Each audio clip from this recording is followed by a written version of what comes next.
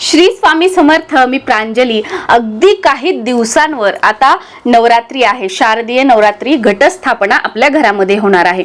तुमच्या घरामध्ये घटस्थापना होत असेल किंवा घटस्थापना होत नसेल तरीही हा जो व्हिडिओ आहे हा आपल्यासाठी अतिशय महत्त्वाचा आहे.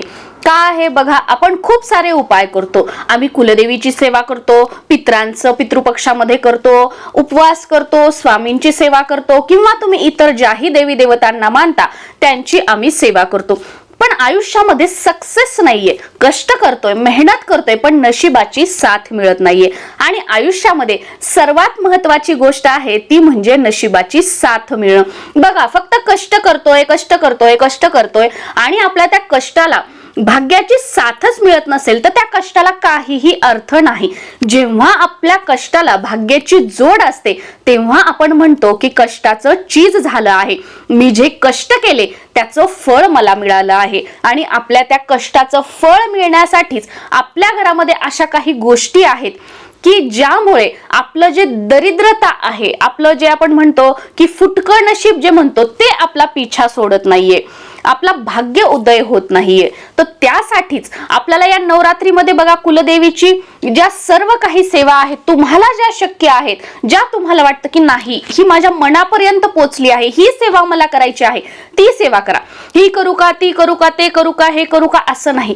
जे तुमच्या मनाला एकदम कनेक्ट झालं, फील झालं की हा उपाय माझ्यासाठी आहे, फक्त तो उपाय करा. तुम्हाला तुमच्या ज्या गोष्टीसाठी तुम्ही उपाय करताय तुम्हाला रिझल्ट दिसेल आणि तो 100% दिसेल. फक्त विश्वास, श्रद्धा आणि जे मनाला आपल्या पोचलं की नाही हे माझ्यासाठी आहे, ती गोष्ट आपण ऑब्विसली मनातून करतोच, तर त्याचा रिझल्ट आपल्याला मिळणारच आहे. तर सर्वात अगोदर बघा, आपलं जे बॅड लक असतं बऱ्याच वेळेला ते आपल्या घरामध्येच असतं पण आपण त्याला ओळखू शकत नाही. आपण बघतो, त्याचा वापर करतो, ते घरामध्येच आपल्याला ते दिसतंय पण काही गोष्टी लक्षात येत नाहीयेत. आयुष्यामध्ये प्रॉब्लेम सुरू झाले की आपण इकडे जा, तिकडे जा, हा उपाय कर, तो उपाय कर, सगळीकडे फिरून येतो आणि त्याचं जे म्हणजे सोल्युशन आहे ते आपल्या घरातच असतं. आणि तो प्रॉब्लेम कशामुळे होतोय हेही आपल्या घरातच असतो, पण आपलं सगळं गावभर फिरून येतो तरीही आपल्याला काहीच रिझल्ट मिळत नाही. खूप उपाय केले, खूप सेवा केल्या तरीही. तर त्यातील सर्वात पहिली गोष्ट बघा, आपल्या घरामध्ये जिथे सर्वात जास्त निगेटिव्हिटी असते, सर्वात जास्त नकारात्मकता जिथे साठवून घेतली जाते आणि बरेच जण या गोष्टीकडे लक्ष देत नाहीत. भले तुम्ही वर्किंग असाल तरी सुद्धा, कारण मी स्वतः या गोष्टी बघितलेल्या आहेत. बऱ्याच जणांच्या टॉयलेटमध्ये जो टॉयलेट क्लीन करण्याचा ब्रश असतो, घरामध्ये कपडे नवीन घेतील, सगळं नवीन घेतील, पण तो ब्रश जो असतो ना तो एवढा खराब असतो. बऱ्याच वेळेला मी समजा कुठे गेले ना तर मला दुसऱ्यांच्या वॉशरूम मध्ये जायला आवडत नाही आणि मी शक्यतो जातच नाही. कारण का गेलं की ते कुठेतरी टॉयलेटच्या आजूबाजूला ठेवलेलं जास्त त्याच्याकडे लक्ष जातं आणि तोही अशा कंडिशन मध्ये असतो की पिवळं पडलेलं वगैरे. तर एक गोष्ट तुम्ही आज व्हिडिओ बघताय ना, आजच तुम्ही तो जो ब्रश आहे तो काढा आणि रिप्लेस करा. बऱ्याच वेळेला ह्या गोष्टी आपण हलक्यात घेतो पण नाही, या गोष्टीमुळे बराच नकारात्मक परिणाम आपल्या आयुष्यावर, आपल्या घरात होत आहे. आपण ज्या जागेत राहतो, ज्या वास्तूत राहतो त्या जागेमध्ये नकारात्मकता या गोष्टींमुळे वाढत आहे. त्यामुळे टॉयलेटचा जो क्लिनिंग ब्रश आहे तो डिस्कार्ड करा. दुसरं म्हणजे टॉयलेट बाथरूमच्या बाहेर बऱ्याच जणांच्या घरी जे पायपुसणे असतात ते असे असतात की त्या पाय पुसण्यांवरचे केस असतात ना ते निघून गेलेले असतात. त्याचा जो कलर असतो तो पूर्ण कलर गेलेला असतो, त्याच्या खालचं फक्त रबरच आपल्या पायाला लागते आणि तरीही सुद्धा तेच पाय पुसणे आपल्या टॉयलेट बाथरूमच्या समोर आहेत. ते सर्वात जास्त निगेटिव्हिटी स्टोअर करत आहेत. ते तुम्ही डिस्कार्ड करा.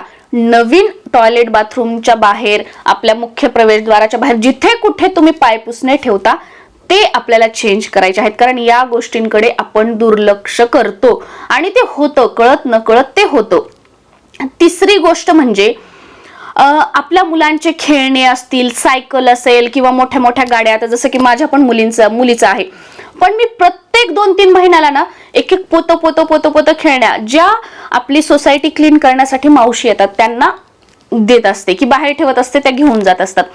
तर ज्या नको असलेल्या खेळण्या, गाडी आहे, हे आहे, हे खूप महागाचं आहे, ते खूप महागाचं आहे, पण ते तुम्ही स्टोअर करून ठेवताय, तिथे निगेटिव्हिटी राहतीये. तुम्हाला तुमच्या कष्टाला नशिबाची साथ मिळत नाहीये. तुम्ही पुढे जाण्याचा प्रयत्न करताय पण या गोष्टी तुम्हाला मागे खेचत आहेत, याचा विचार करा. या गोष्टींमध्ये आपण आपलं सगळं हे की नाही हे माझं पण याच गोष्टी तुम्हाला प्रगती करू देत नाहीयेत, तुम्हाला पुढे जाऊ देत नाहीयेत. जे सगळ्या गोष्टी तुमचे मुलं वापरत नाहीयेत, तुम्ही वापरत नाहीयेत, त्या सगळ्या गोष्टी डिस्कार्ड करा. ठीक आहे, मला लागेल 2 महिन्यांनी लागेल 3 महिन्यांनी लागेल, तुम्ही आजपर्यंत ती तिथेच ठेवली होती. या तुम्ही फक्त एवढा विचार करा, या 6 महिन्यामध्ये ज्या गोष्टी तुम्ही लागतात म्हणून ठेवल्या त्या किती वेळा तुम्ही वापरल्या? 6 महिने सोडा, 3 महिन्यामध्ये तुम्ही किती वेळा वापरल्या? मागच्या 6 महिन्यामध्ये ज्या गोष्टीची आपल्याला गरज पडली नाही अशी प्रत्येक गोष्ट डिस्कार्ड करा. आणि आता एवढं इझी आहे, आपल्या आजूबाजूला आहे की जेव्हा छोटी छोटी गोष्ट लागते तेव्हा आपण घेतो, आणतो, त्या जुन्या गोष्टी आपल्या लक्षात सुद्धा राहत नाही, परत त्या नवीन आणलेल्या स्टोअर करतो, परत नवीन आणलेल्या स्टोअर करतो आणि जुन्या तर आहेतच. मग हेच आपली प्रगती होऊ देत नाहीयेत. कुठेतरी उद्योगधंदा चालत नाही, नोकरीमध्ये यश मिळत नाही, मुलांना काही करावंसं वाटत नाही, मुलं अभ्यास करत नाही, नवरा बायकोचे भांडणं होतात, खूप सगळं मेहनत करतोय, कष्ट करतोय, पण काही यशच दिसत नाहीये, काही पुढे सक्सेसच दिसत नाहीये. तर या गोष्टी कुठेतरी घरातून काढा, मग बघा तुम्हाला काहीतरी मुवमेंट दिसायला लागेल. त्यानंतर जे फाटलेले बेडशीट आहेत, बऱ्याच वेळेला गाद्या अशा असतात, त्या गोधडी अशा असतात टाकलेल्या की ज्याच्यावर आपली बाळ छोटे असतात तेव्हा त्यांनी सुसू वगैरे केलेले असते, ते डाग वगैरे त्याच्यावरच बेडशीट टाकणार, झोपणार. कुठेतरी या गोष्टी चेंज करायची वेळ आलेली आहे. या गोष्टी चेंज करा. जेव्हा आपण या जुन्या गोष्टी काढतो, डिस्कार्ड करतो, त्यावेळेला ना तुम्हाला बघा, जेव्हा आपण घर स्वच्छ करतो आपलं डोकं हलकं झाल्यासारखं, आपलं घर हलकं झाल्यासारखं आपल्याला वाटतं. का वाटतं? कारण सगळी निगेटिव्हिटी, ते थॉट, एक तर कुठेतरी हलकं मोठं मोठं घर दिसायला लागतं, ते सगळं त्या गोष्टींबरोबर जातं. आपले जे दुःख, अडचणी, जे वाईट बोललेलं, रडलेलं, ज्या सगळ्या गोष्टीतनं निगेटिव्ह थॉट त्याच्यासोबत जातील. नवीन तुम्ही जसं होईल तसं करा, पण या जुन्या गोष्टी कुठेतरी डिस्कार्ड करण्याची वेळ आली आहे. जर आपल्याला नशिबाची साथ मिळत नसेल, कष्ट करतोय, मेहनतीचं फळ मिळत नसेल, तर अशा वेळेला कुठेतरी, किंवा घरामध्ये सतत कटकटी गोष्टी वगैरे या गोष्टी होत असेल, फाटलेले बेडशीट असतील, त्यानंतर सर्वात महत्वाचं नवरा बायकोची भांडणं होतात, नवरा ऐकत नाही, हे नाही, तुम्ही ज्या बेडवर झोपता, बेड खाली जर स्टोरेज असेल तर त्याच्या खाली बंद पडलेले इलेक्ट्रॉनिक्सचे आयटम, वर्षानुवर्ष लोखंडाचं बिखंडाचं काय काय काय काय ठेवलेलं आहे, तर ह्या गोष्टी ठेवू नका. मग तुमच्या दोघांमध्ये दुरावा निर्माण होईल. ठीक आहे, तुम्हाला बेडखाली ठेवायचं आहे, जे अंथरूण पांघरूण आहेत, जे रोज लागतात किंवा कोणी आल्यानंतर जे आपल्याला काढावं लागतात, या गोष्टीच ठेवा. पण ज्या स्टोरेजच्या गोष्टी आहेत की लोखंड, कुठं भंगार, कुठं हे कधीतरी लागेल, ते कधीतरी लागेल, हे ठेवू नका. याच्यामुळे सुद्धा नवरा बायकोंमध्ये दुरावा निर्माण होऊ शकतो. त्यानंतर किचनची बारी. किचन मध्ये जे तुटलेले फुटलेले भांडे आहेत, चिरा पडलेले भांडे आहेत, ते बाहेर काढा. जे चांगले भांडेले आहेत, माळ्यावर ठेवून दिलेले की हे चांगले आहेत, हे चांगले आहेत, ते वापरायला काढा. म्हणजे आपल्या आयुष्यामध्ये सुद्धा काहीतरी सकारात्मक नवीन होईल. ते ठेवल्यानंतर त्याला सोनं लागणार नाही, काही होणार नाही, तर ते वरती ठेवलेले माळ्यावरचे काढा वापरायला. आणि जे आपले खराब झालेले आहेत रोजचे, त्याचा आकार बदललाय की ती कढई अगदी वापरून वापरून वापरून ती एकदम हलकी झालेली आहे, हे सगळे कुठेतरी डिस्कार्ड करा. त्यानंतर येतं ते म्हणजे आपल्या घरातले डस्टबिन. तुम्हाला म्हणजे अतिशयोक्ती वाटत असेल, वर्षातून माझे म्हणजे 3 डस्टबिन तर होतच असतील. मी ते फुटायची वाट बघत नाही. खराब दिसलं, कलर गेलेला दिसला, त्याच्यावरची बाहेरची डिझाईन फुल वगैरे असतं बघा, ते दिसलं, दुसरं आणते. म्हणजे एक आपल्याला दिसायला सुद्धा चांगलं दिसलं पाहिजे की हा फ्रेश वाटलं पाहिजे, अशा आपल्या घरातल्या गोष्टी आपण ठेवायच्या असतात. तर ह्या गोष्टी आपल्याला सगळ्या डिस्कार्ड करायच्या आहेत. त्याचबरोबर जे फाटलेले ग्रंथ असतील किंवा खूप स्टोअर करून देवाच्या काही वस्तू हे लागेल लागेल लागेल म्हणून ठेवलेल्या असतील, त्या काढा.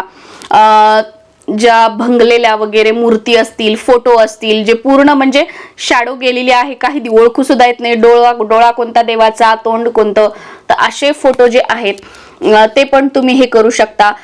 त्याचबरोबर आपल्याला की आपल्या घरामध्ये रोज गुरुवार सोडून फरशी पुसायचं जे आपण पाणी घेतो त्याच्यामध्ये थोडंसं गोमूत्र टाका, हळद टाका, जे खडे मीठ असतं ते टाका आणि या पाण्याने आपली फरशी पुसून घ्या गुरुवार सोडून. या जर गोष्टी आपण फॉलो केल्या, परत आपण अमावस्या असेल, शनिवार असेल, या दिवशी काही असो नसो आपल्या घरामध्ये गोमित्र स्प्रिंकल करा. सकाळ संध्याकाळ तुम्ही ज्याही गुरूंना मानता, ज्याही देवांना मानता, त्यांचा मंत्र लावा.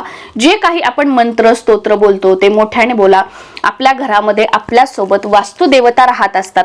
जेव्हा या सकारात्मक गोष्टी आपण बोलतो, मंत्र वगैरे या गोष्टी लावतो, तेव्हा ते प्रत्येक गोष्टीला तथास्तु म्हणत असतात. आणि जेव्हा आपण वाईट गोष्टी बोलतो तेव्हा सुद्धा त्या प्रत्येक गोष्टीला तथास्तु म्हणत असतात.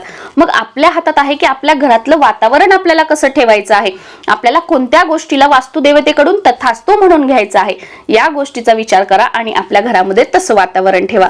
सगळं चांगलं होईल. श्री स्वामी समर्थ.